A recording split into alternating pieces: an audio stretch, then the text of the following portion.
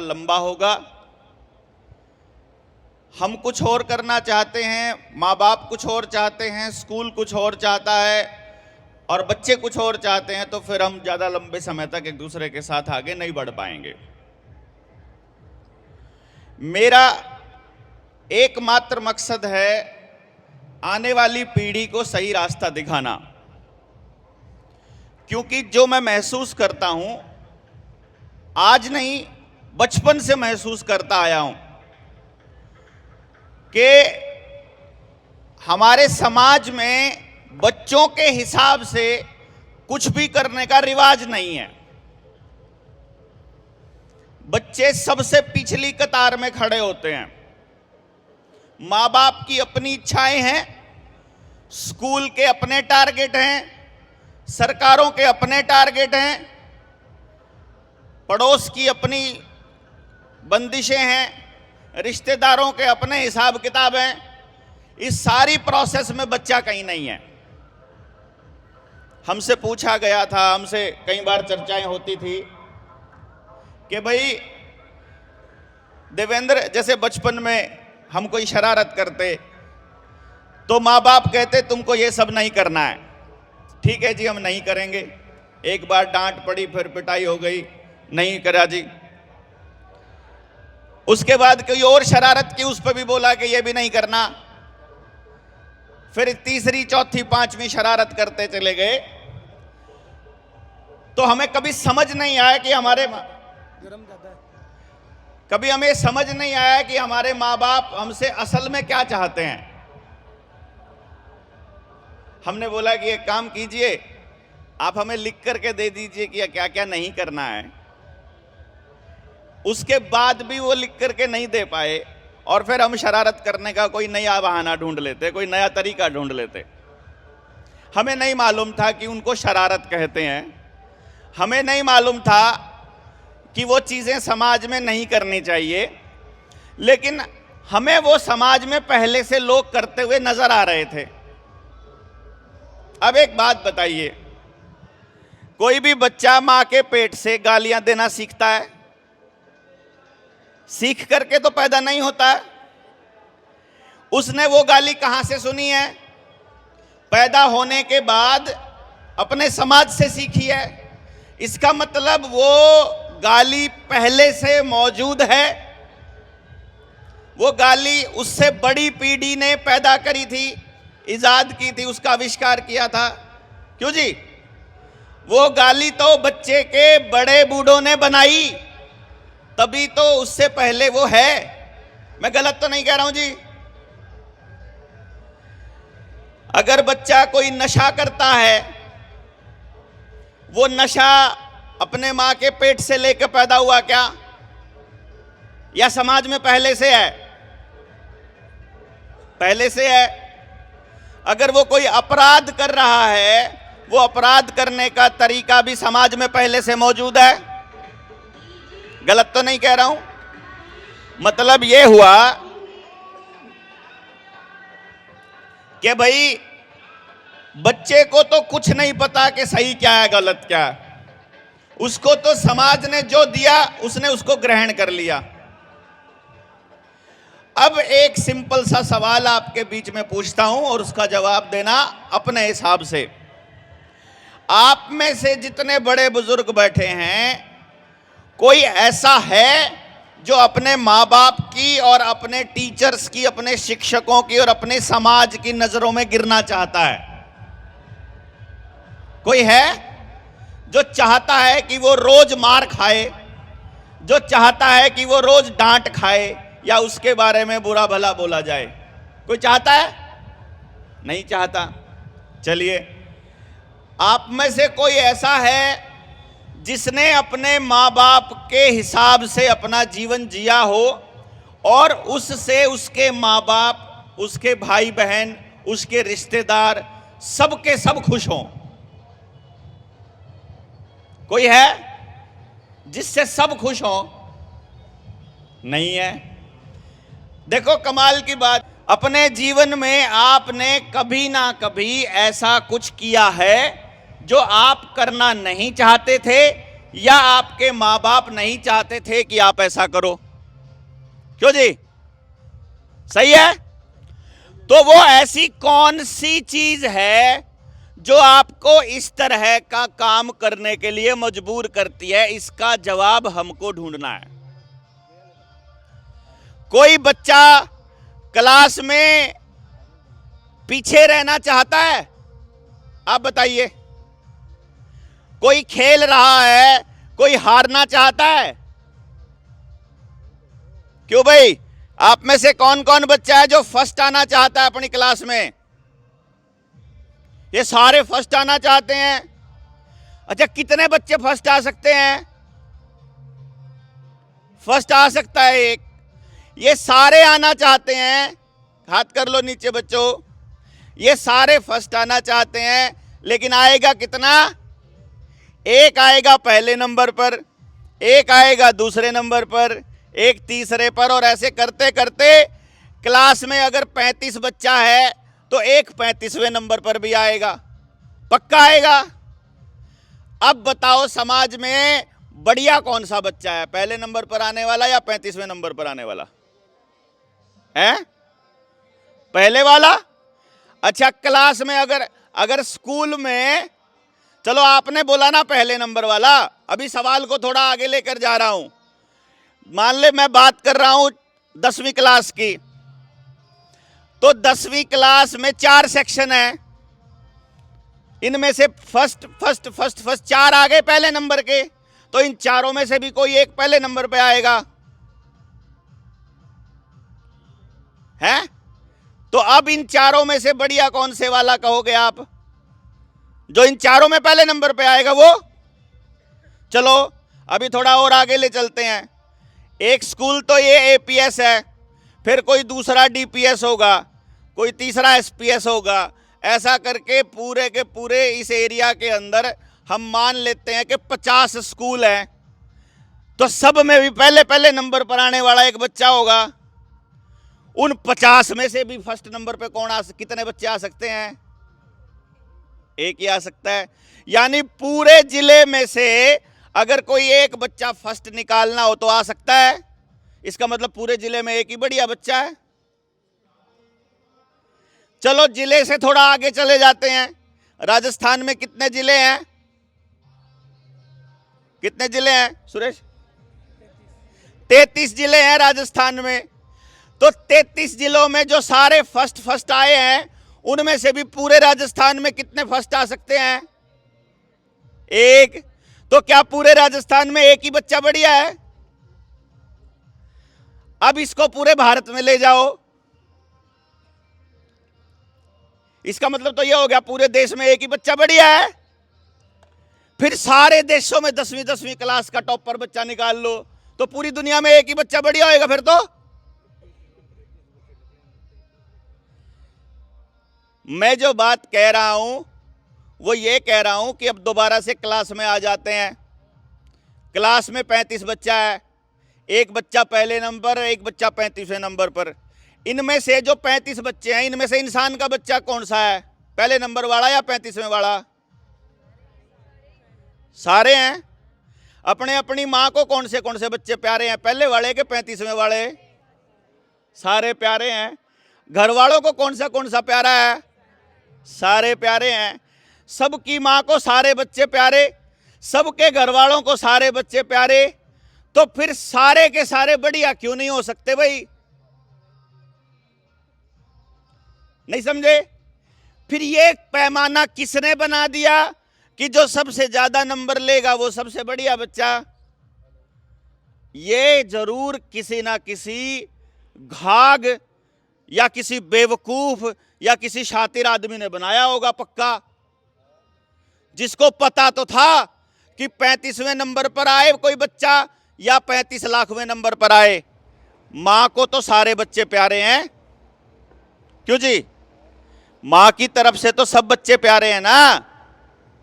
किसी एक बच्चे को सिर्फ नंबर लेने की वजह से अच्छा कहना, यह तो इंसान की सबसे बड़ी भूल हो गई। मेरा मानना यह है कि जो बच्चा 35वें नंबर पर आ रहा है ना, सबसे आखिरी नंबर पर है, उस बच्चे में भी कुछ ना कुछ तो खास होगा। या तो उसे बोलना बहुत अच्छा आता होगा, या उसे मशीन का काम करना बहुत अच्छा आता होगा, या उसे खिलाड़ी बहुत अच्छा होगा वो, या वो कोई और काम बहुत अच्छा कर सकता होगा जो पहले नंबर पर आने वाला बच्चा ना कर सकता हो। क्यों जी? क्योंकि कुदरत ने एक कमाल किया हुआ है।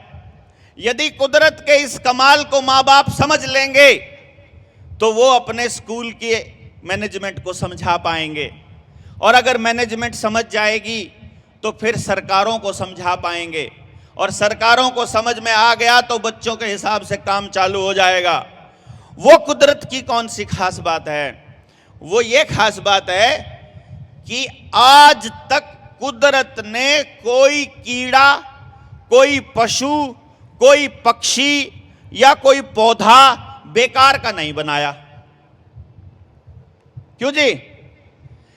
हर पौधे का, हर चीज का, मिट्टी के हर कण का, हर एक तत्व का कोई ना कोई इस्तेमाल तो पक्का है कि नहीं?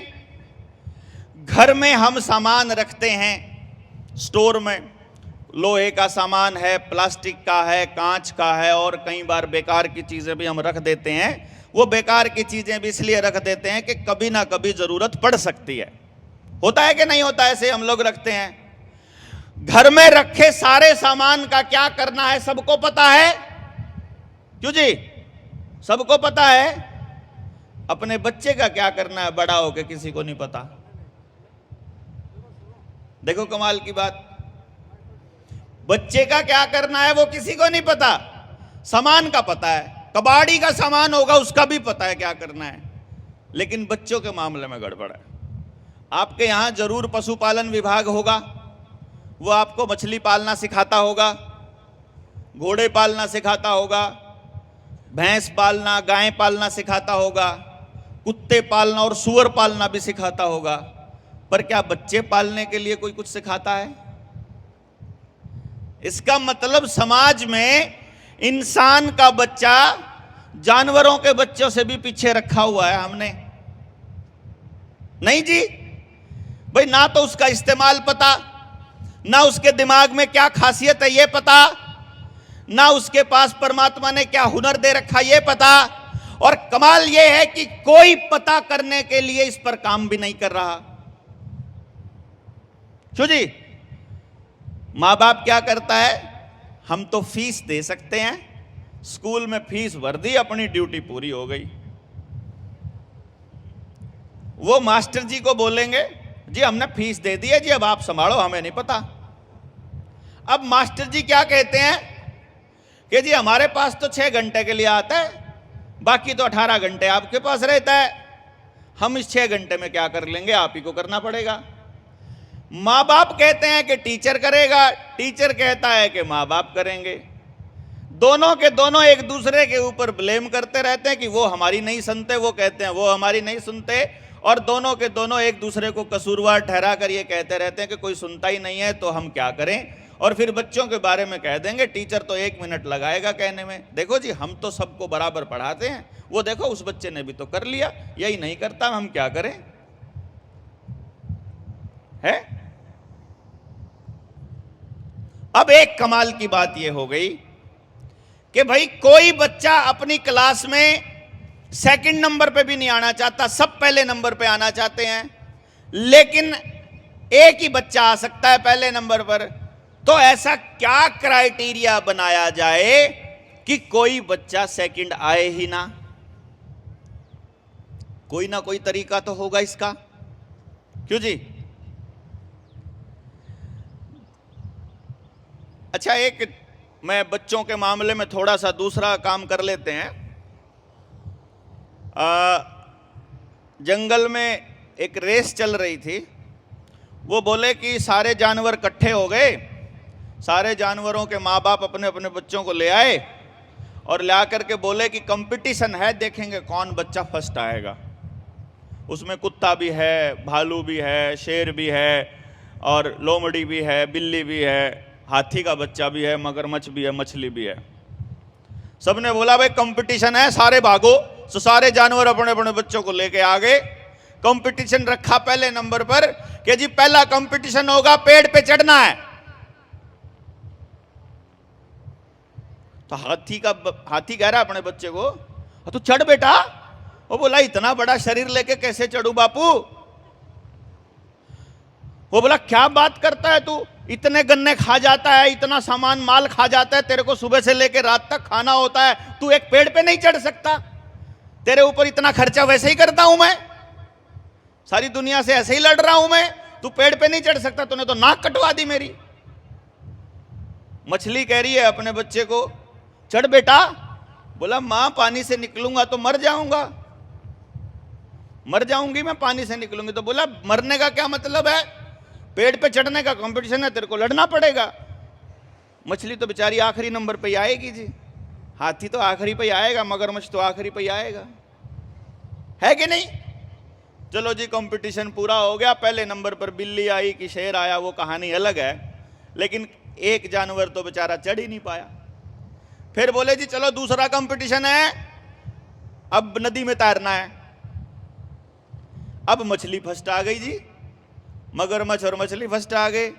अब वहां भी कोई ना कोई जानवर होगा जिससे तैरना नहीं आता, चलना नहीं आता, जिसको पानी में जो मुश्किल आती है या स्लो चलता है, क्यों जी। फिर आ गया जी चलो अगला कंपटीशन आ गया, जमीन पे दौड़ना है। अगला कंपटीशन आ गया जी हवा में उड़ना है। तो हवा में उड़ते टाइम कोई और फर्स्ट आ रहा है, जमीन पे दौड़ते टाइम कोई और फर्स्ट आ रहा है, पानी में तैरते समय कोई और, पेड़ पे चढ़ने का कंपटीशन है कोई और, शिकार करने का कंपटीशन है कोई और। ऐसे करके अगर सारी जिंदगी में जो जो काम आते हैं अगर कंपटीशन करेंगे, हर जानवर कोई ना कोई काम बढ़िया करता है एक दूसरे से, करता है कि नहीं करता है। सारे जानवर फर्स्ट आ सकते हैं, लेकिन सारे बच्चों को फर्स्ट आना चाहिए, आप ऐसा आप मानते हैं, क्यों जी।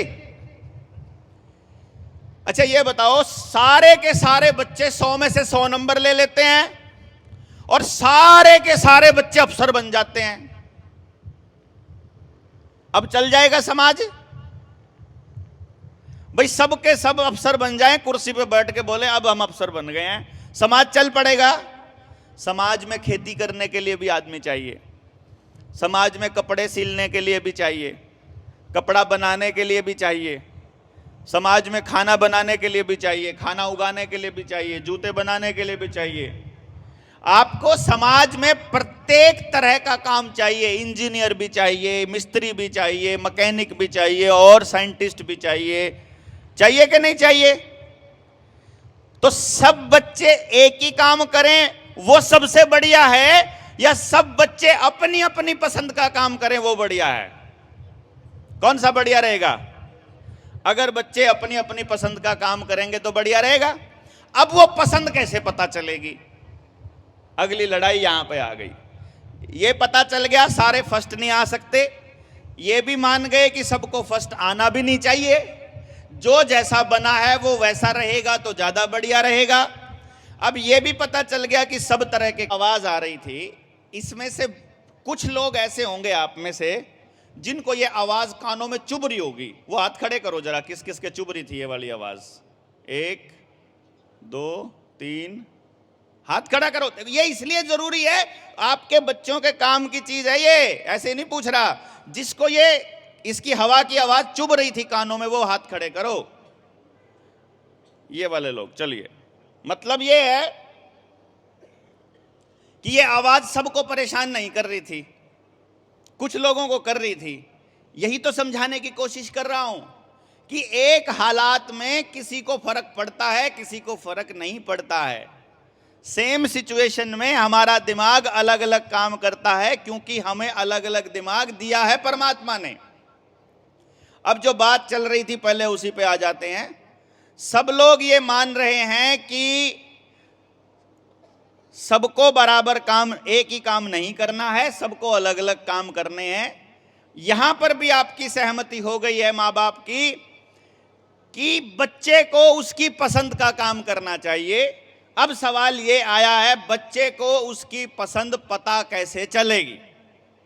चलिए, एक माँ बाप है, वो अपने बच्चे से बहुत प्यार करते हैं। आप में से कितने लोग हैं जो अपने बच्चों से प्यार करते हैं? हाथ खड़ा करके बताइए। ये जो आधा हाथ खड़ा करते हैं, आधा प्यार करते हैं?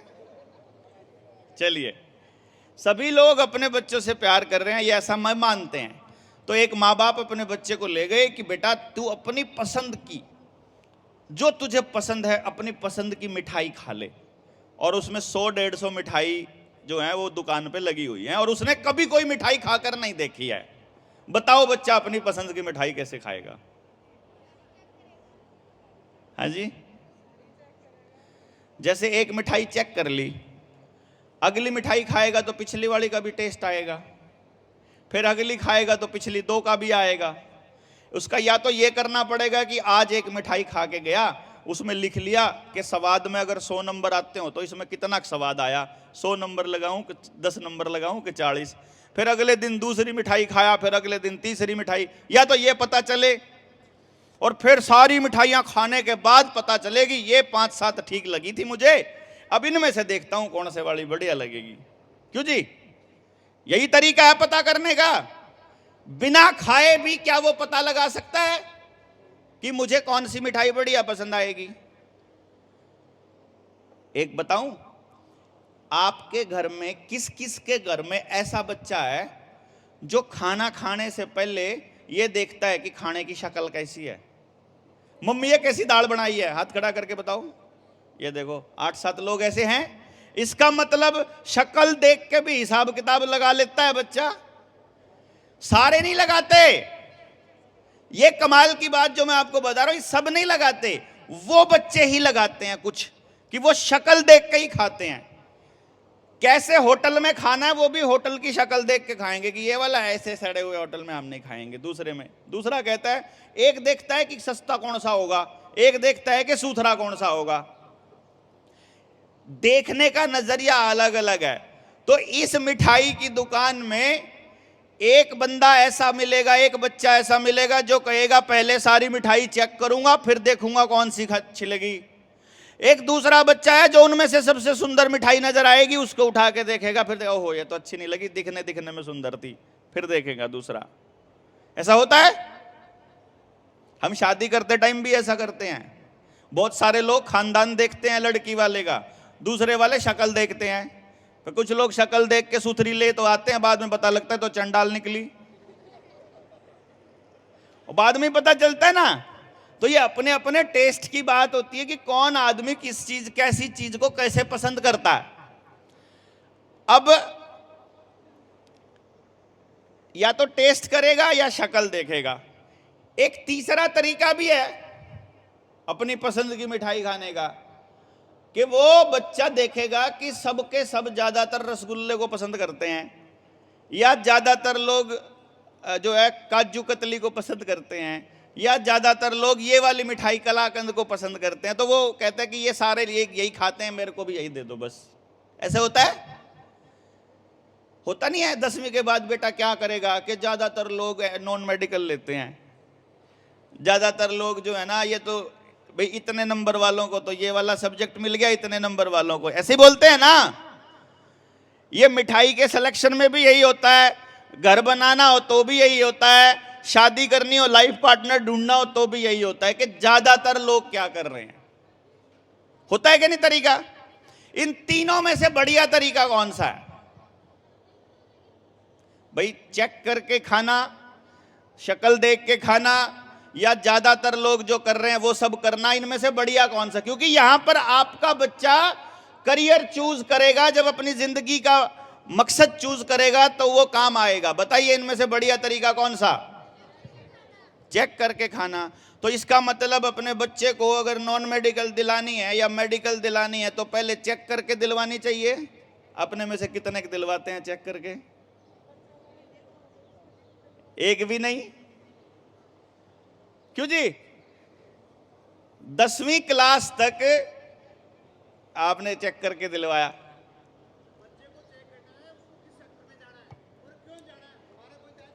हाँ, देखिए ये कह रहे हैं हमारा कोई दायित्व नहीं बनता, बच्चे को चेक करना है कि उसे कौन से सेक्टर में जाना है।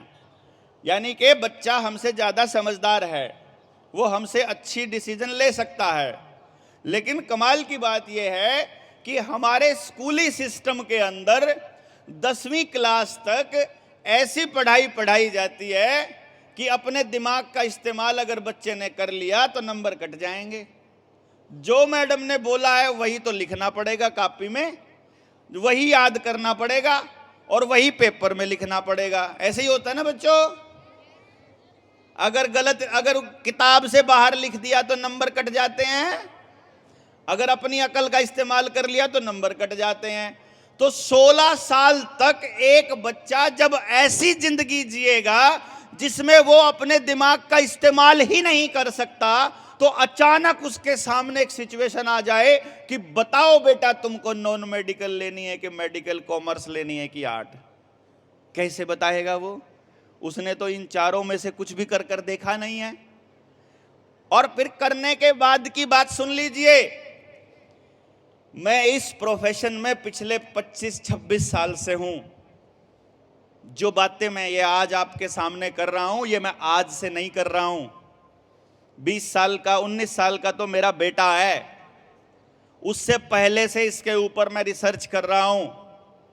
और मैंने मेडिकल कॉलेज के अंदर पीजीआई है चंडीगढ़ में, रोहतक में पीजीआई है, इंजीनियरिंग कॉलेज के अंदर फाइनेंस वाले सेक्टर में सीए जो बनते हैं वो कॉमर्स वाले कॉलेज में, आर्ट वाले कॉलेज में, सब में जाकर रिसर्च करी है।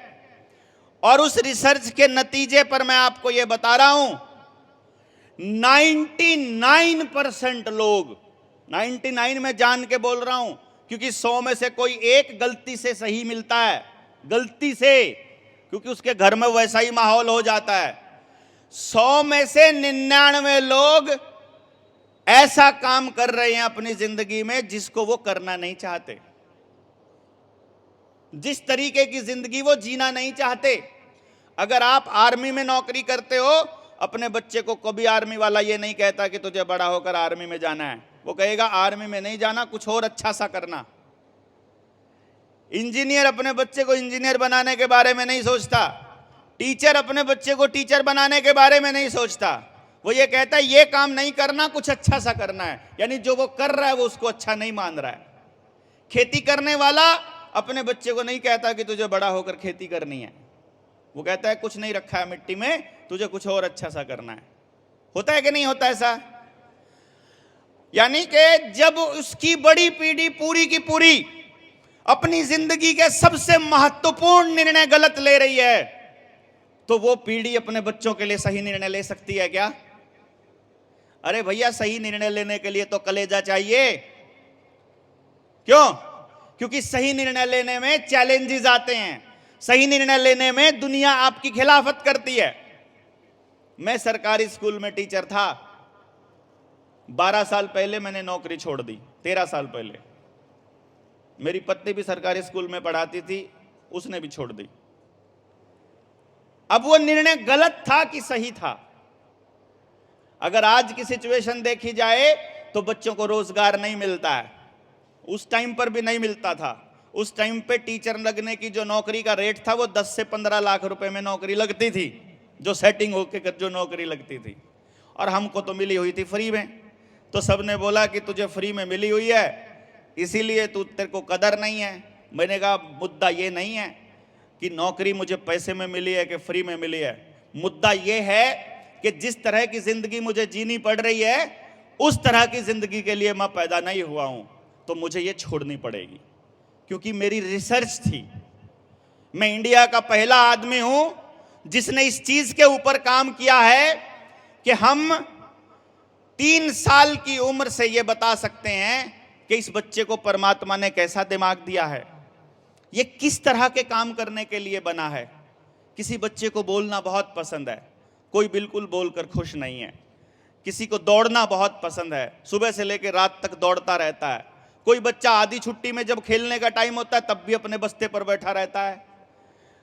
कोई बच्चा आर्ग्यूमेंट बहुत अच्छा करता है, कोई बच्चा चुपचाप बात मान लेता है, कोई बच्चा जो कहते हैं उसका बिल्कुल उल्टा करता है। किस किस के घर में ऐसा बच्चा है जो कहते हैं उसका तो बिल्कुल उल्टा करता है? ऐसे बच्चे भी हैं, है कि नहीं?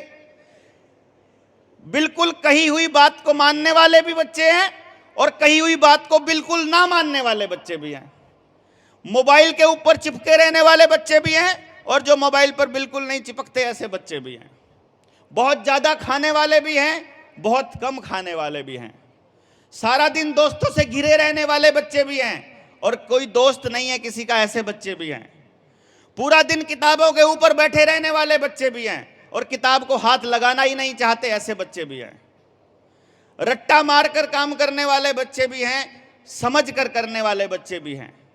पेड़ पर चढ़कर बड़े खुश होते हैं, ऐसे बच्चे भी हैं। मिट्टी में लथपथ रहना चाहते हैं, ऐसे बच्चे भी हैं। मिट्टी से डर लगता है, ऐसे बच्चे भी हैं कि नहीं है?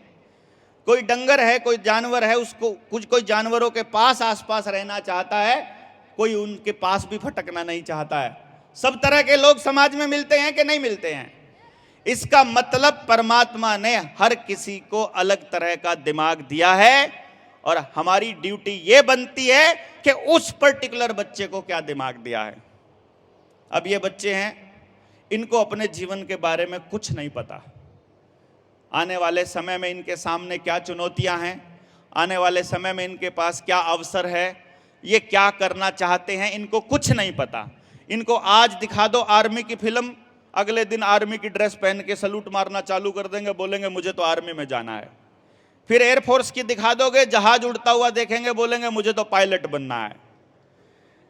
फिर जिस तरह की हीरो हीरोइन कोई देख लेगा, कहेगा मुझे तो एक्टिंग करनी है, मुझे तो हॉलीवुड बॉलीवुड में जाना है। कोई बढ़िया गाने वाला कोई सिंगर है, उसकी अच्छा सम्मान हो रहा है, वो बोलेगा मुझे तो बड़ा होकर सिंगर ही बनना है। जिसकी इज्जत करते हुए वो देख रहा है, बच्चा देख रहा है कि इस धंधे में लगे हुए आदमी की इज्जत ज्यादा है, वो कहेगा मुझे तो वही करना है। क्योंकि मूल रूप से हर व्यक्ति को एक ही चीज चाहिए और वो है सम्मान। भाई आप लोग बड़ा घर क्यों बनाते हो?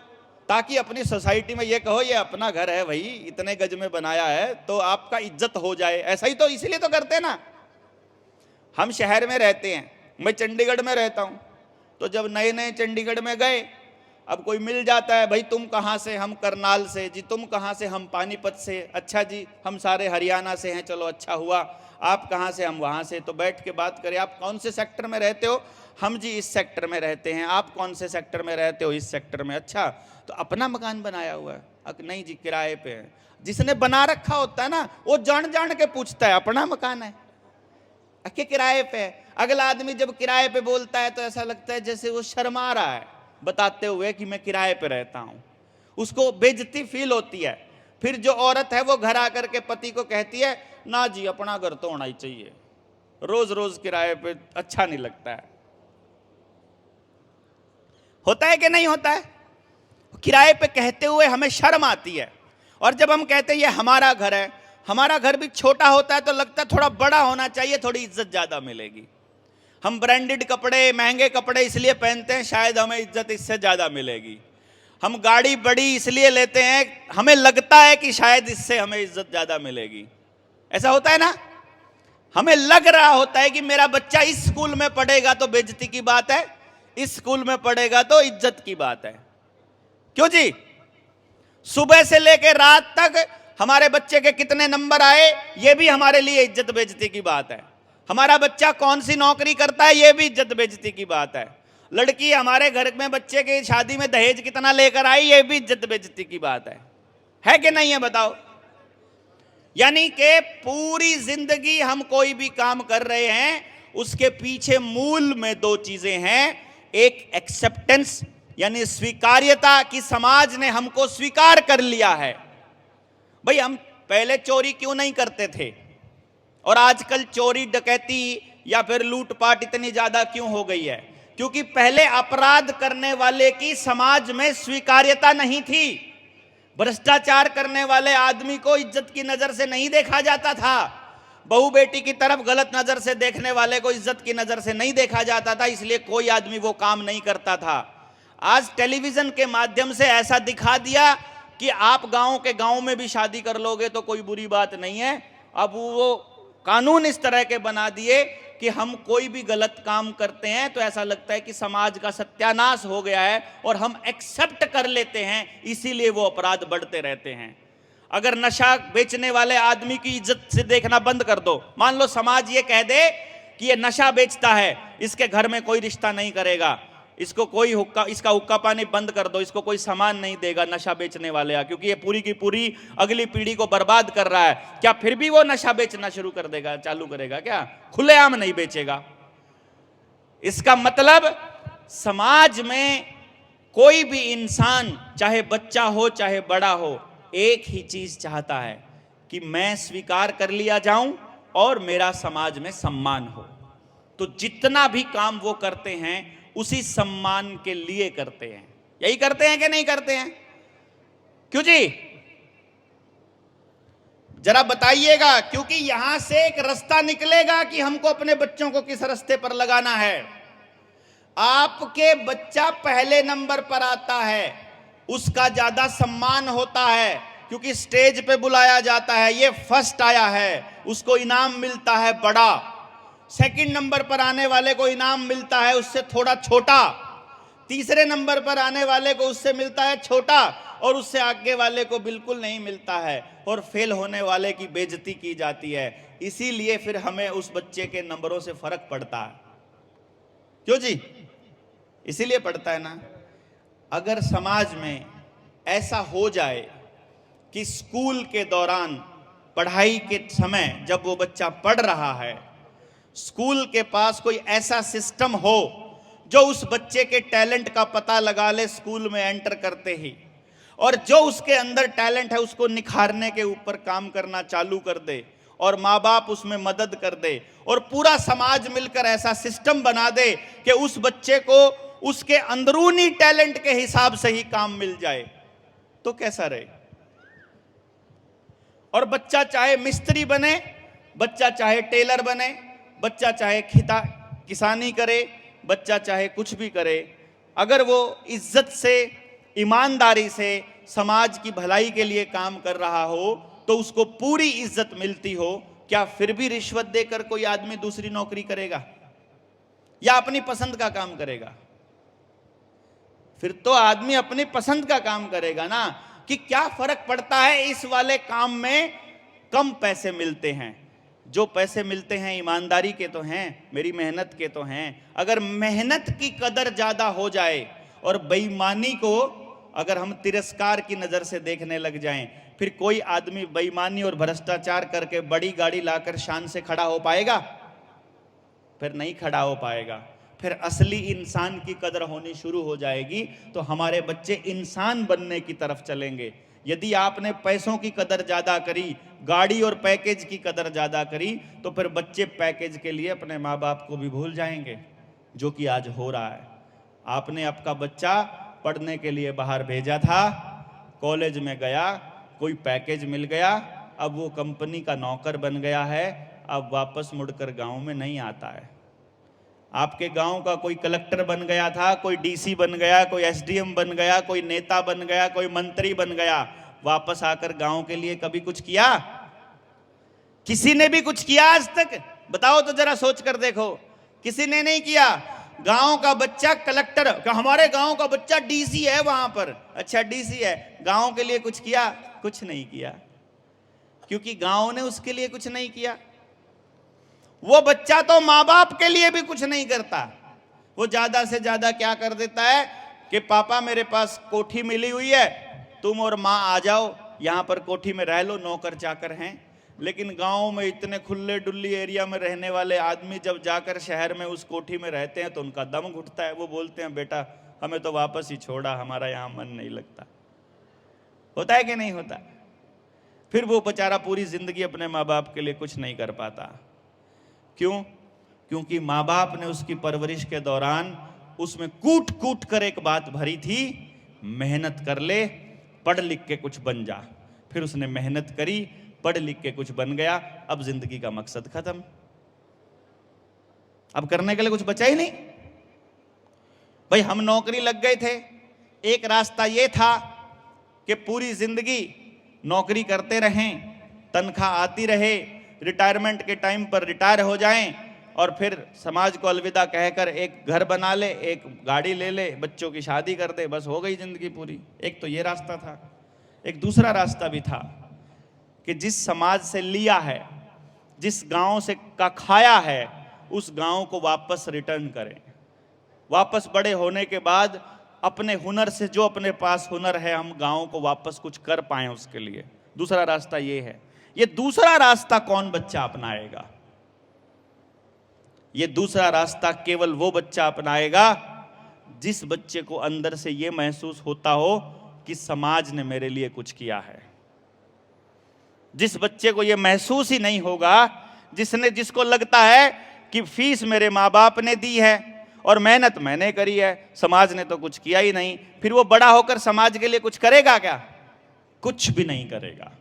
फिर आपका पैकेज 5 लाख का है या 5 करोड़ का, कोई फर्क नहीं पड़ता। समाज के आप किसी काम के नहीं हो, क्योंकि समाज में चल रही बुराइयों के खिलाफ आप बोलने की हिम्मत नहीं करोगे, क्योंकि आपकी नौकरी चली जाएगी। सच के साथ खड़े होने की आपकी हिम्मत नहीं होगी, क्योंकि जो चोरी डकैती करने वाला आदमी पॉलिटिशियन है। आपके एरिया में है ना एक दो पॉलिटिशियन जो खनन माफिया के साथ लग के पॉलिटिक्स करते हैं और बड़ी इज्जत मिलती है उनको, है कि नहीं? हमारे ही जाटों के परिवार से है ना? अगर उसको इज्जत मिलती रहेगी खनन माफिया का साथ देने की, अपने संसाधनों के लूट करने की, कभी किसी पार्टी के साथ जाकर के गोदी में बैठ जाएगा, कभी किसी के साथ जाकर बैठ जाएगा अपनी सत्ता के लिए, जब उसको बराबर इज्जत मिलेगी उसे क्या फर्क पड़ता है कि समाज उसको सिर्फ इसलिए इज्जत दे रहा है कि वो इस जात का है या वो इस धर्म का है? क्यों जी?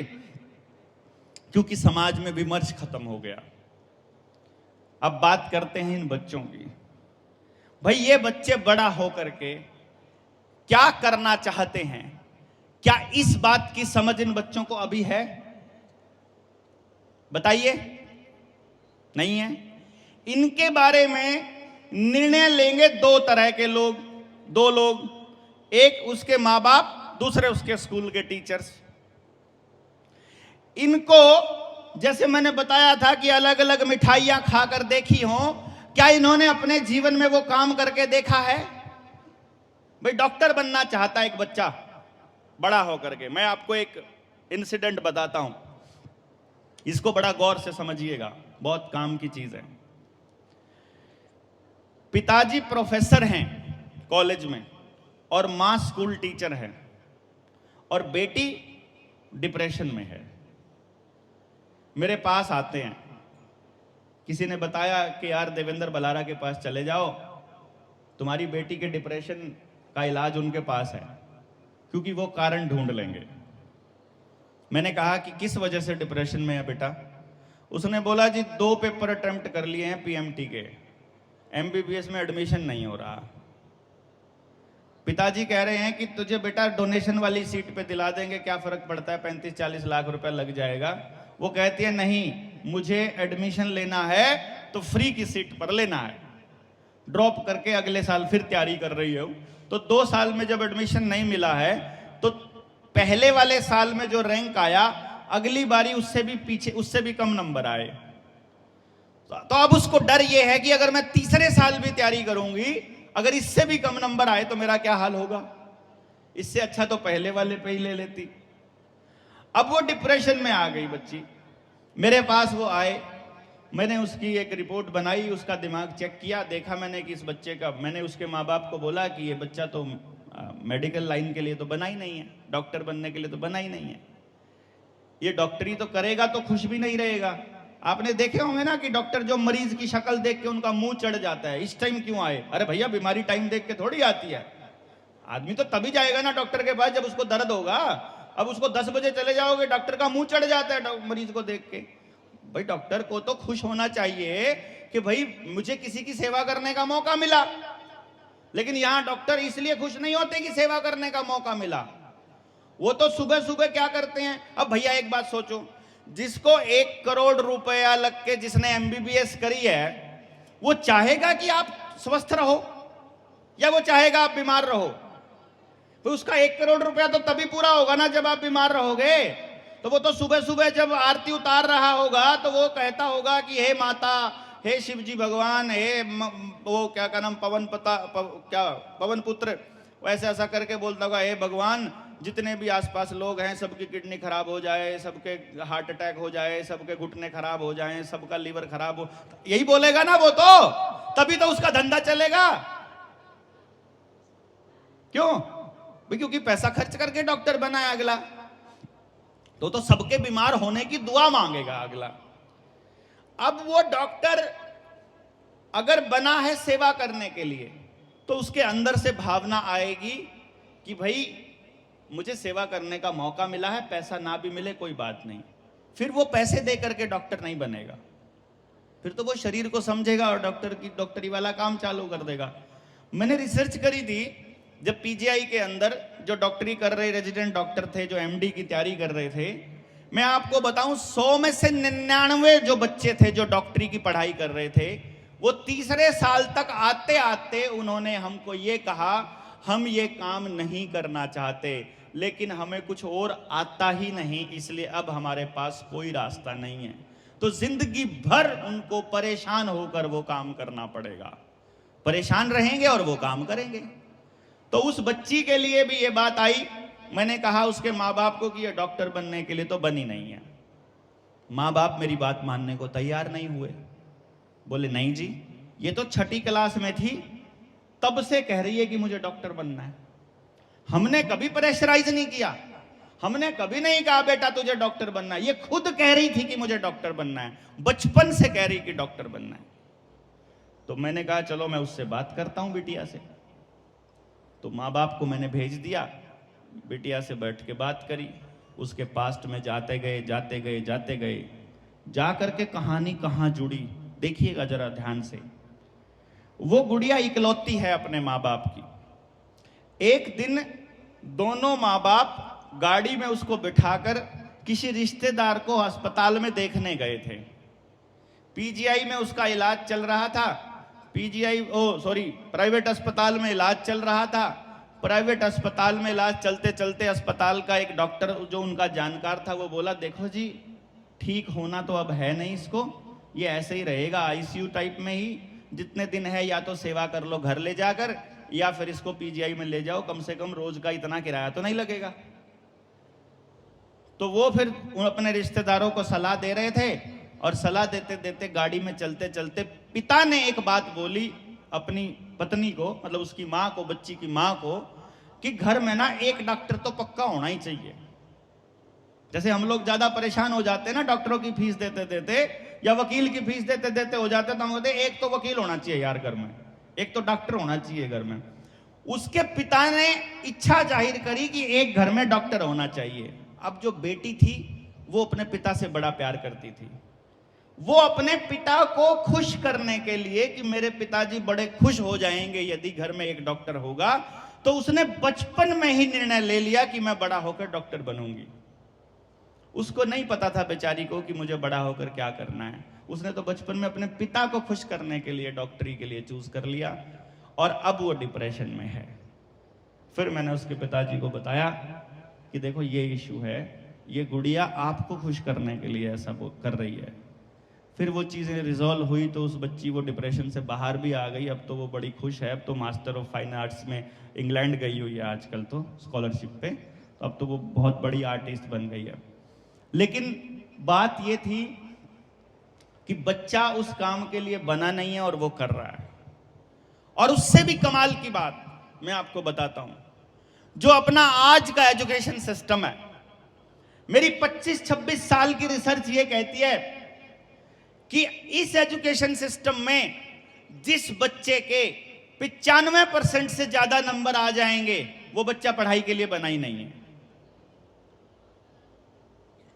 देखो कमाल की बात है, नंबर उसी के आ रहे हैं जो पढ़ने के लिए नहीं बना, क्योंकि हमारे एजुकेशन सिस्टम में नंबर उस बच्चे के नहीं आते जिसको किताबें अच्छे से समझ में आती हैं, नंबर उस बच्चे के ज्यादा आते हैं जिसको सब कुछ याद न्यू का यूं हो जाता है, जो कुछ भी हजम करना ना जानता हो, जो खाया है वही उल्टी कर दे, यानी कि जो किताब में है, बस यूं का यूं लिख दे, उसी के नंबर आएंगे ना।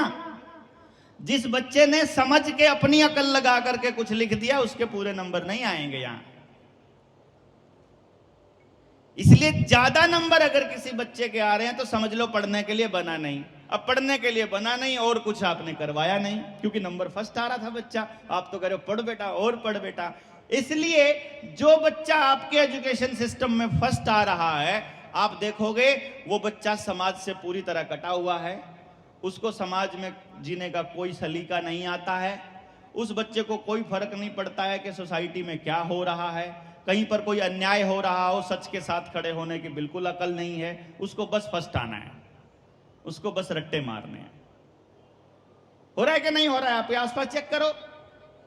समाज में लड़ने वाला बच्चा कौन है? जिसके 70-80% से ऊपर नंबर कभी नहीं आए, वो सच की लड़ाई लड़ रहा है, वो कहीं समाज के लिए खड़ा हो रहा है, वो फिर भी कुछ चीजों को समझ रहा है। ये बड़ी विडंबना है। अब आ जाते हैं करियर चूज करने के ऊपर कि जी बच्चों को समझ नहीं आए कि हमको जीवन में करना क्या है, मां बाप को किसी ने ट्रेनिंग नहीं दी और स्कूल के टीचर्स को कोई मतलब नहीं है। भाई टीचर्स तो वो देंगे ना स्कूल मां बाप को जो मां बाप को चाहिए, मां बाप को नंबर चाहिए, तो सारे टीचर्स इस जोर लगाते रहेंगे कि नंबर कैसे आएंगे बच्चों के। क्यों जी? क्योंकि कस्टमर जो मांगेगा दुकानदार तो वही देगा ना।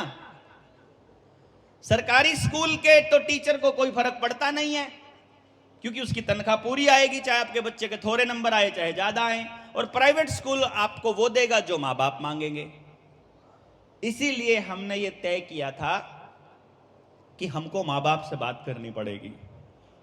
मैं जब 2015 में नरेंद्र मोदी साहब से मिला,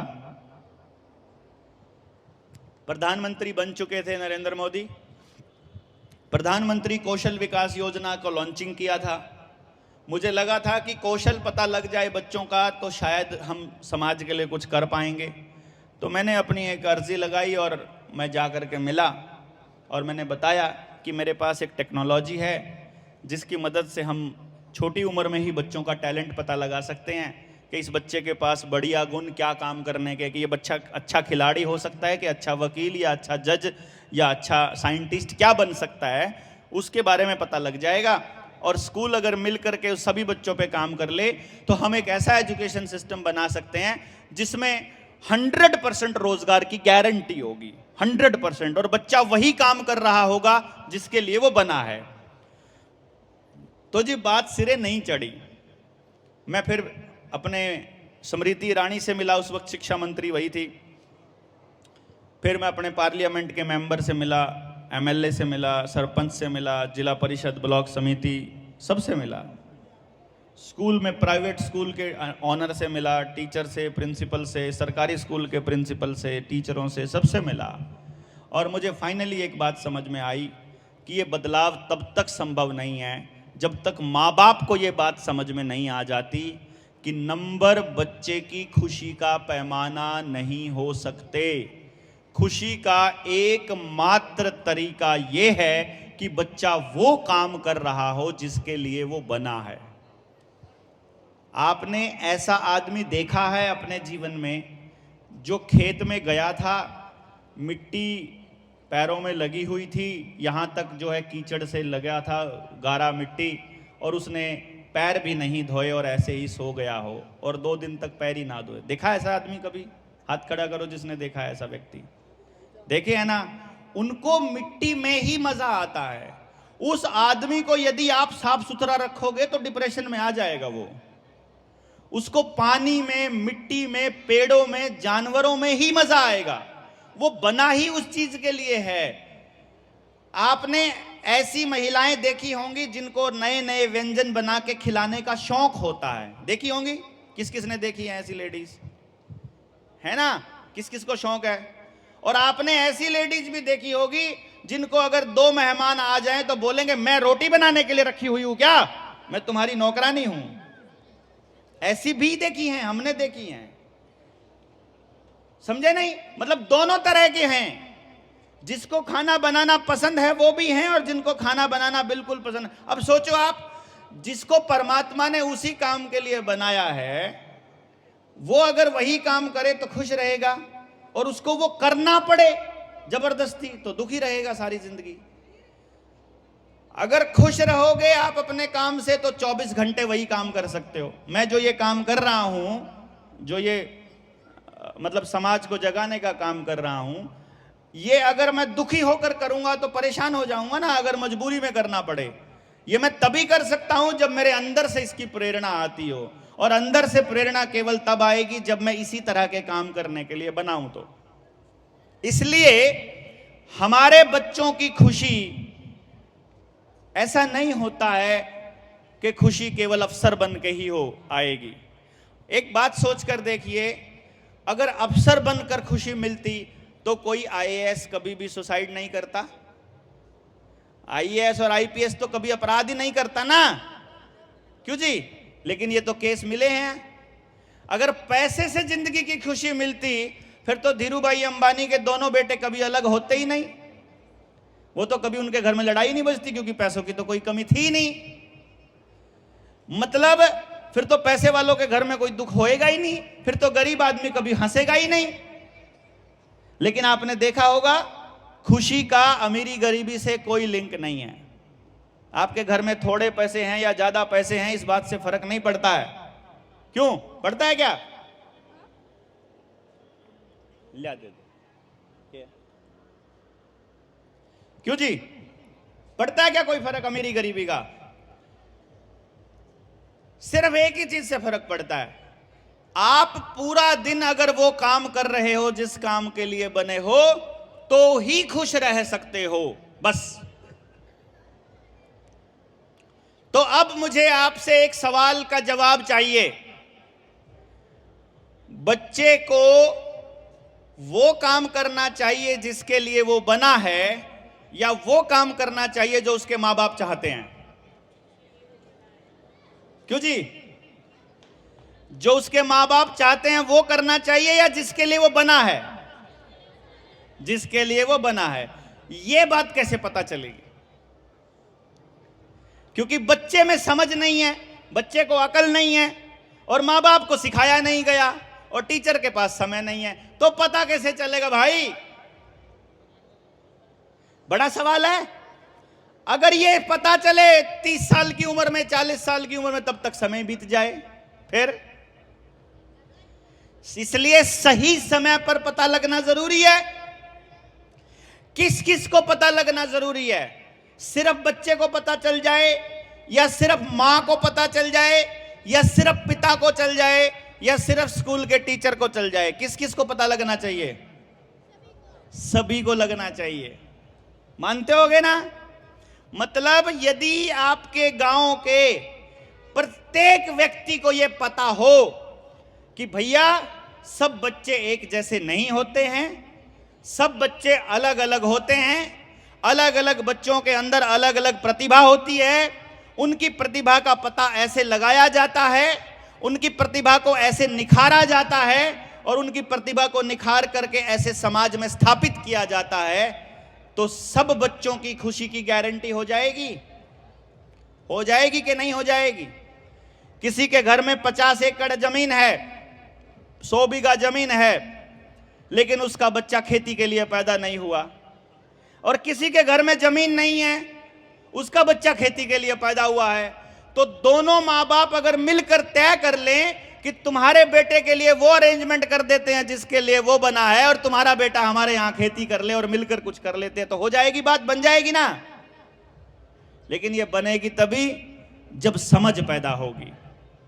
क्योंकि सारी की सारे समाज में जो बेरोजगारी की समस्या है, उस समस्या का एक ही कारण है, नासमझी। समझ में नहीं आ रहा किसी को करना क्या है।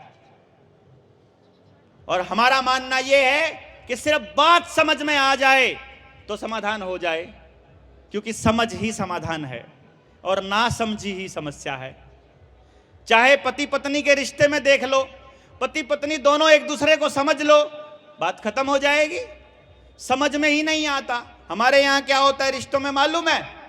हमारे यहां रिश्तों में यह होता है कि जब शादी होती है तो पति कहता है हमारे यहां ऐसा करते हैं, पत्नी कहती है लेकिन हमारे यहां तो ऐसा करते हैं।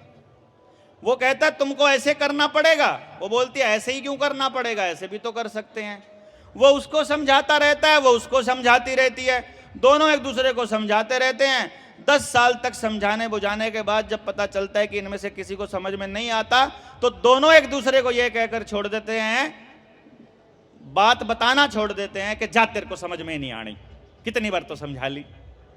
होता है कि नहीं होता है? मजबूरी में एक दूसरे को सहन करना पड़ता है। जबकि अगर शादी होने से पहले आपके पास एक टेक्निक हो, ये वाला तरीका हो जो मेरे पास टेक्नोलॉजी है, कि जब हमें बच्चे का दिमाग समझ में आ गया, पति को पत्नी का दिमाग समझ में आ जाए और पत्नी को पति का दिमाग समझ में आ जाए, ये मालूम पड़ जाए कि इसके अंदर ये खासियत है, ये कमी है, ये परमानेंट कमी है और ये टेम्परेरी कमी है, इस कमी को दूर किया जा सकता है, इसको दूर नहीं किया जा सकता, दोनों को पता चल जाए तो दोनों की जिंदगी आसान हो जाएगी कि नहीं हो जाएगी? इनको बंद करिए आओ ना, कह दो थोड़ी देर तक, आगे तक बंद कर लो, बोलो परेशान हो रहे हैं क्यों जी? संभव है, समस्या का समाधान करना संभव है यदि समस्या समझ में आ जाए। तो समस्या ही समझ में नहीं आई तब पंगा है। तो जी बच्चा पैदा हुआ, 3 साल की उम्र में बच्चे के बारे में पता चल गया माँ बाप को, माँ बाप ने बता दिया टीचर को, टीचर को मालूम पड़ गया कि बच्चे के अंदर ये टैलेंट है, इसको ऐसे तैयार करना है। उसके बाद जब वो बड़ा होता है अपनी मर्जी का प्रोफेशन चूज कर ले, और जब पति पत्नी एक दूसरे से रिश्ता कर रहे हो तो दोनों को एक दूसरे का दिमाग समझ में आ जाए, दाम्पत्य जीवन भी आसान हो जाए और जो काम कर रहा है वो काम भी आसान हो जाए कि नहीं हो जाए? क्यों जी, गलत कह रहा हूं कि सही कह रहा हूं? और ये मुश्किल नहीं है, सिर्फ समझ में आना चाहिए। मैंने इस टेक्नोलॉजी को जब बनाया था तो परमात्मा से एक प्रॉमिस किया था कि मैं इसका कभी भी अपने लिए, अपनी लग्जरी के लिए इस्तेमाल नहीं करूंगा, क्योंकि इसमें अपार संभावना है। गरीब से गरीब आदमी को भी यह बात पता लगनी चाहिए कि उसके बच्चे के पास क्या टैलेंट है। क्यों जी, लगनी चाहिए ना? गांव में सबसे पिछड़े आदमी को भी पता लगनी चाहिए। अब दिक्कत यह है कि मैं एक बच्चे के बारे में करीब करीब 7 से 8 घंटे बोल सकता हूं, एक बच्चे के बारे में।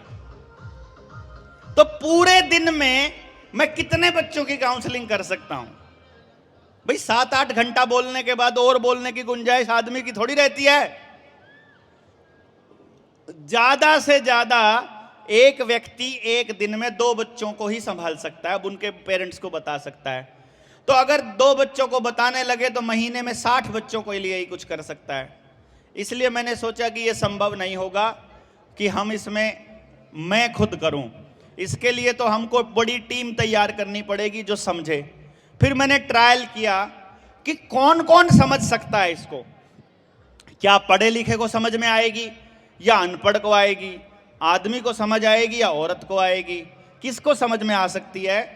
तो मेरी रिसर्च ने यह बताया पढ़े लिखे और अनपढ़ का कोई फर्क नहीं पड़ता, कॉमन सेंस जिसका बचा हुआ उसको समझ में आ जाएगी, जिसका कॉमन सेंस बचा है। तो हमने इसका एक मॉडल बनाया। पहले मैंने इसका फ्रेंचाइजी मॉडल बनाया। पूरे भारत में लगभग 65 फ्रेंचाइजी थी, 63, 64, 65 हो गई थी। फ्रेंचाइजी मॉडल में मैंने देखा कि जो मेरी फ्रेंचाइजी थी वो पैसों के पीछे भागना शुरू कर दिया। उसने सोचा कि देवेंद्र भाई इतना पैसा लेते हैं तो हम भी इतना ही लेंगे। जैसे मेरी एक बच्चे के बारे में बताने की फीस 1.5 लाख रुपया है, कि किसी को अपने बच्चे के बारे में पता करना है तो उसकी फीस है 1.5 लाख रुपया। अब मैंने देखा कि 1.5 लाख रुपया देने की गुंजाइश गांव के आदमी की तो नहीं है, इतना पैसा वो तो नहीं दे सकता। तो इसका क्या तरीका निकाला जाए? तो हमने इसके 2-3 तरीके निकाले कि यदि आपका बच्चा सरकारी स्कूल में पढ़ता है तो गांव के 8-10 बच्चे, नौजवान बच्चे हमको दे दीजिए, हम उनको सारी विद्या सिखा देंगे और जो टेक्नोलॉजी है वो भी दे देंगे फ्री में, 1 रुपया नहीं लगेगा। यदि आपका बच्चा प्राइवेट स्कूल में पढ़ता है तो प्राइवेट स्कूल तय करे माँ बाप से बात करके कि भाई वो अपने टीचर्स को सिखाना चाहता है या गांव के ही नौजवान बच्चों की मदद लेना चाहता है। वो नौजवान बच्चे आपके बच्चों के लिए पता कर दें और आप उन नौजवान बच्चों की रोजी रोटी का इंतजाम कर दो। गलत तो नहीं है ना भाई, वो आपके बच्चों के लिए कर दे, वो उनके बच्चों के लिए आप कर दो। और तीसरा तरीका यह है कि पूरा गांव मिल करके यदि इस मिशन में आगे आता है तो गांव के लोगों को समझाना हमारी जिम्मेदारी, गांव के नौजवान बच्चों को यह टेक्नोलॉजी बताना यह हमारी जिम्मेदारी, और उनको फिर समझा करके यह टेक्नोलॉजी देना वो भी हमारी जिम्मेदारी। 1 रुपया गांव से हम नहीं लेंगे कभी भी, किसी से भी। व्यक्तिगत किसी को अपने बच्चे का लाभ चाहिए तो लगेगा भाई, किसी को व्यक्तिगत चाहिए। इसीलिए हमने ये मॉडल सिर्फ शहरों के लिए रखा कि शहर से कोई आदमी अपने बच्चे के लिए आएगा तो जी उसको तो लगेगा, या कोई एक व्यक्तिगत कोई व्यक्ति अपने बच्चे के लिए आ रहा है तो उसके तो लगेंगे पूरे चार्ज, या कोई पूरा गांव अगर करना चाहता है तो फिर पूरे गांव को समझाने का कोई पैसा नहीं। इस तरह से हमने इसको आगे बढ़ाया। इस मुहिम में अभी रिसेंट में इस मुहिम में 8 जुलाई को मेरे अपने पैतृक गांव जहां मेरा जन्म हुआ, मेरी जन्मभूमि, वहां से मैं एक शिक्षा क्रांति यात्रा की शुरुआत कर रहा हूं। यहां से जाने के बाद अभी राजस्थान से अभी हम गुजरात जाएंगे। गुजरात से जब मैं वापस जाऊंगा, वापस जाने के बाद अपने गांव से शुरू करेंगे हम इसको, क्योंकि पिछले 8-9 साल से 2016 में मैं अपना इंस्टीट्यूट बंद करके निकला था कि भाई ये बिना गांव के लोगों को जगाए बात नहीं बनेगी। तो एक काम करते हैं कि गांव के लोगों को समझाना शुरू करते हैं। फिर जो समस्या पिछले 8-9 साल में हमने देखी, गांव के आदमी का एक दूसरे के ऊपर भरोसा बिल्कुल खत्म हो चुका है। गांव में पॉलिटिक्स बहुत बुरी तरह से हावी हो चुकी है। गांव का आदमी पूरी तरह से कर्जवान हो चुका है। सबकी जमीन बैंकों में नीलाम पड़ी है। गांव के आदमी के पास रोजगार बिल्कुल नहीं है। उसके हर घर में बीमारी एंटर कर चुकी है। कोरोना वाले इंजेक्शन्स लगे थे आप लोगों के, पहले मैंने राजस्थान में देखा था। राजस्थान में कभी बीमारी नहीं देखी थी मैंने। अब राजस्थान के हर घर में बीमारी आ चुकी है। किसी के घुटनों में, किसी के कंधों में, कोई हार्ट अटैक से जा रहा है, कोई ब्रेन हेमरेज से जा रहा है, कोई नपुंसकता, कोई बांझपन, लेडीज़ में पीरियड्स में बहुत दिक्कत आ रही है। ये सब के सब सारी समस्याएं अब आने लगी हैं। हिमाचल और राजस्थान का आदमी मैंने सबसे निरोगी देखा था, लेकिन अब वो समस्या यहाँ भी आ चुकी है। तो ये हमारे हरियाणा के एरिया में बहुत ज़्यादा है। कोई घर ऐसा नहीं है पूरे गांव में जहाँ बीमारी नहीं है। तो सारा पैसा, जो भी वो पैसा कमा रहा है, या तो उसके बच्चे की पढ़ाई पर खर्च हो रहा है या फिर उसके मेडिकल के खर्चों पे खर्च हो रहा है। ऊपर से ज़मीन में पेस्टिसाइड डल चुका है, बिना बाजार के बीज के उसके खेत में नहीं होता है। अब तो पानी का बिल भी आने लग गया है, बिजली का बिल आता है वो अलग से, गाड़ी की किस्तें आती हैं वो अलग से, पेट्रोल डीजल का खर्चा है वो अलग से। मतलब अब तो हर चीज़ के ऊपर बहुत ज़्यादा पैसा खर्च हो रहा है। तो गांव का प्रत्येक व्यक्ति, हर गांव का प्रत्येक व्यक्ति अपनी सारी गाड़ी कमाई कंपनियों को दे रहा है।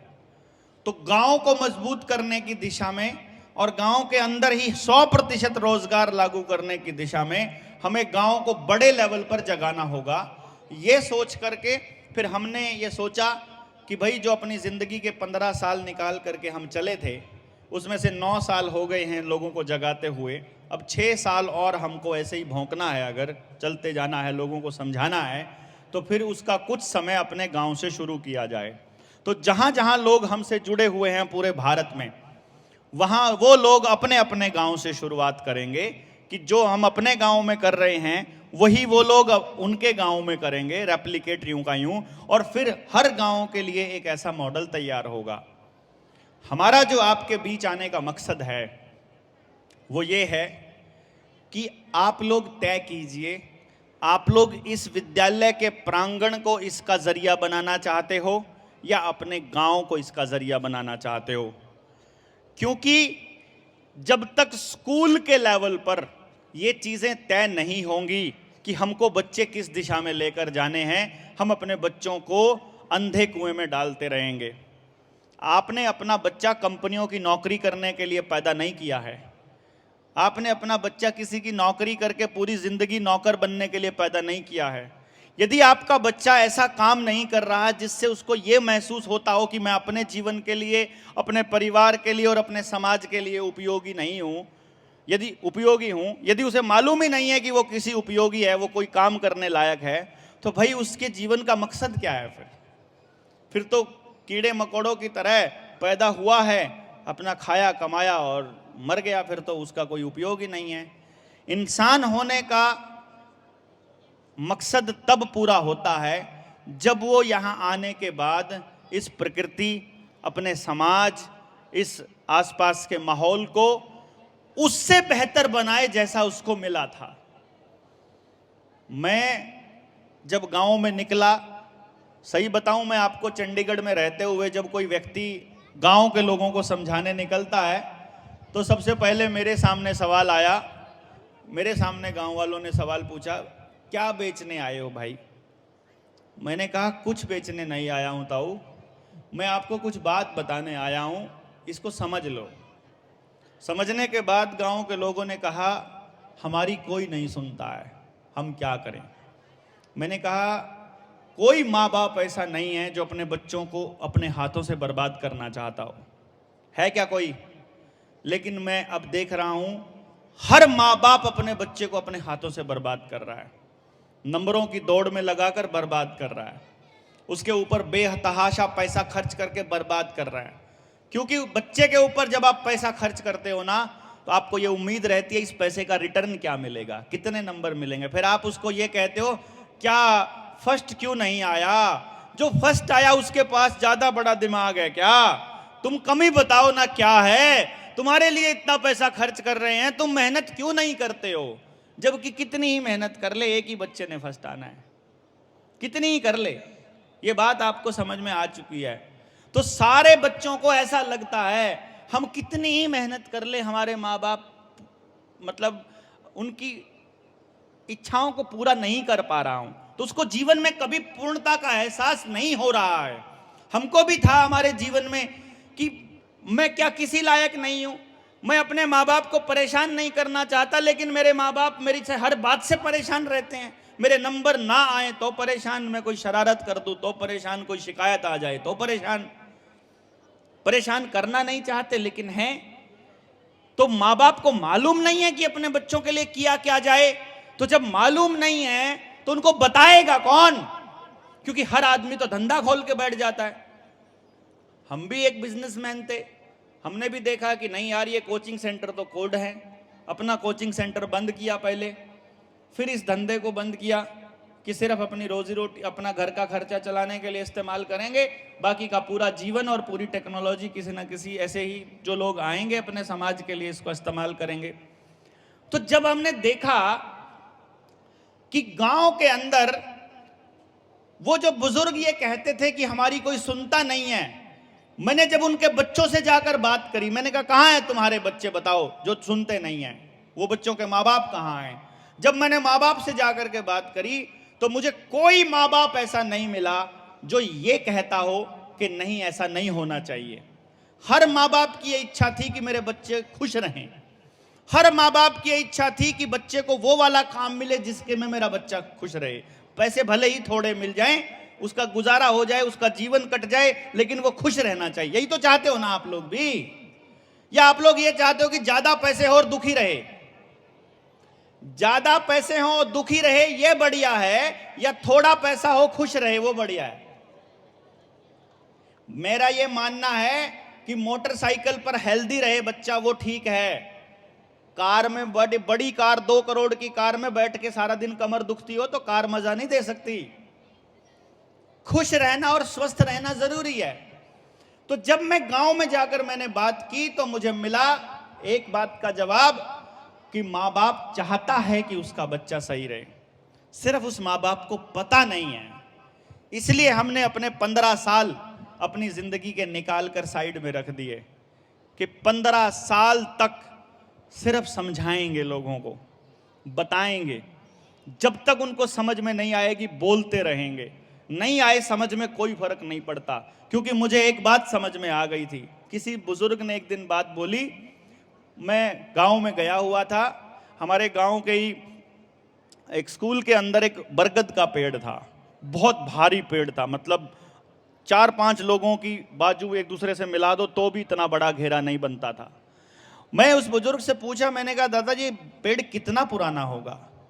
उसने बोला कि भाई मैं तो जब से पैदा हुआ हूं देख ही रहा हूं इसको, और मेरे दादाजी भी बोलते थे कि उन्होंने भी देखा इसको, इतना ही चौड़ा देखा। आपके यहां भी होगा कोई ना कोई पेड़ ऐसा जो पिछले कई सौ साल पुराना होगा। तो मैंने कहा ये पेड़ इतना ही बड़ा है क्या शुरू से लेकर के? उन्होंने कहा मतलब? मैंने कहा कभी तो ये छोटा भी होगा। बोला हाँ। मैं कहा जब ये पेड़ बरगद का बीज रूप में होगा तो वो इतना सा होगा। बरगद के पेड़ का बीज कितना सा होगा? वो गुल्लर में निकलता है जो, वो कितना सा होता है। तो मैंने कहा जब ये बीज रूप में इतना सा होगा और आज ये इतना विशालकाय हो चुका है, तो इसी प्रकार से जो हमारी बात का बीज है आज इतना सा है।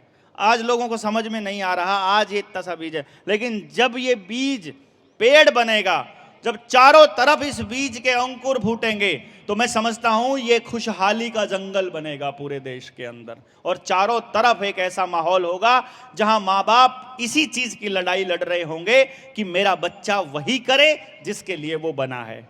इसीलिए इस समझ को, इस नॉलेज को हम यहां बिखेरना चाहते हैं, और यही लेकर के सपना फिर हम पूरे भारत में घूम रहे हैं कि कहीं कोई मिल जाए, कोई लोग जो इस बात को समझते हों और वो इस टेक्नोलॉजी को लेने के लिए तैयार हो जाएं और अपने गांव के ऊपर इम्प्लीमेंट करने को तैयार हो जाएं।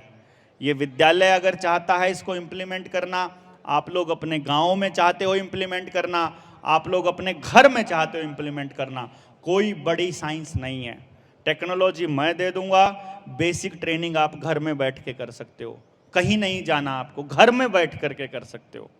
उसके लिए कुछ नहीं करना है, आपने मुझे सिर्फ व्हाट्सएप करना है कि हमको एजुकेशन की ट्रेनिंग चाहिए, मैं आपको वो ट्रेनिंग भेज दूंगा। नंबर मैं बोल देता हूँ, आप नोट कर लीजिए। आपको सिर्फ वो नंबर पे व्हाट्सएप करना है अपना यहाँ का इंट्रोडक्शन कि आज आप इस गांव में थे, भैंसलाना के स्कूल में, एपीएस स्कूल में हम बैठे थे और हमको ये ट्रेनिंग चाहिए, आप चालू कीजिए। स्कूल के टीचर्स हैं, अगर आपने वो ट्रेनिंग कर लेते हो तो मैं आपको इस बात की गारंटी देता हूं, क्लास में आपके जितने बच्चे हैं आपको सब समझ में आ जाएंगे, सारे के सारे, सबके बारे में पता चल जाएगा।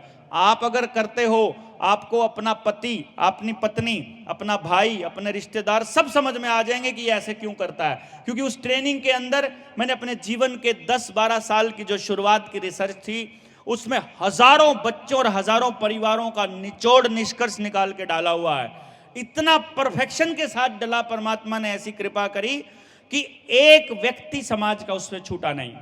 मैं नंबर नोट कर देता हूं, 0 लगा करके सेव कीजिएगा, 9518170000, 9518170000। हम किसी से गांव के अंदर पैसा नहीं मांगते हैं, लेकिन हम ये कहते हैं कि यदि आप हमारे को सहायता करना चाहते हो, भले ही 1 रुपया सहायता करो, ताकि आपको पता, हमें पता रहे कि ये आदमी हमारे साथ है। 1 रुपया भी आप हमारे को देते हो तो हमको 1 लाख के बराबर रहता है। आप इसके अंदर हमारी जो सोशल कोज को डोनेट करने के लिए, कि ये जो हम लोगों ने अब यहाँ तक आए हैं, तो कम से कम इतनी बड़ी गाड़ी है, 25-30 हज़ार रुपये का तो पेट्रोल लग जाता है। अभी गुजरात से जा कर के आएंगे तो वो कहाँ से आएगा? समाज का पैसा समाज के लिए इस्तेमाल हो तो बढ़िया रहता है। इसी नंबर पर आप लोग हमारे को सहायता भी भेज सकते हो, नहीं भी भेजेंगे कोई दिक्कत नहीं है।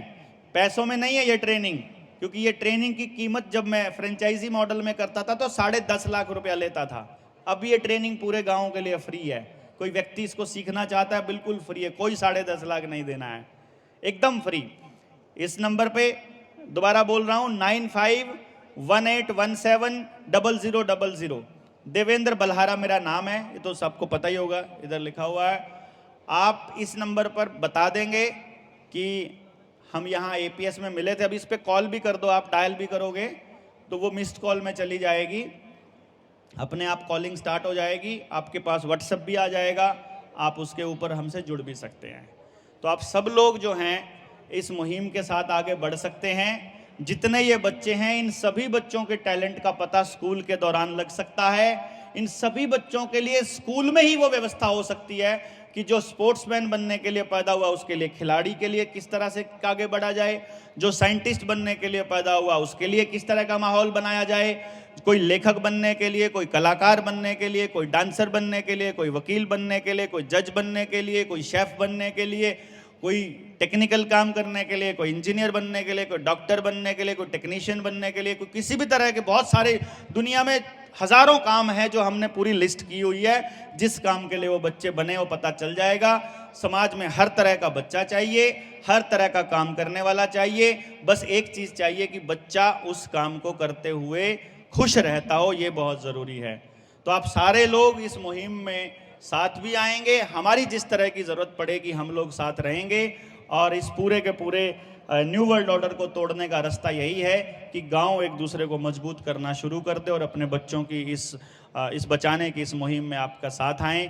ऐसी कामना के साथ आप सब लोग आए, इतना शांतिपूर्वक सुना और हमारा साथ दिया, इसके लिए बहुत बहुत धन्यवाद। जय हिंद, जय भारत। आप सबके लिए यही कामना है कि आप सब लोग इस मिशन में हमारा साथ दीजिएगा। धन्यवाद।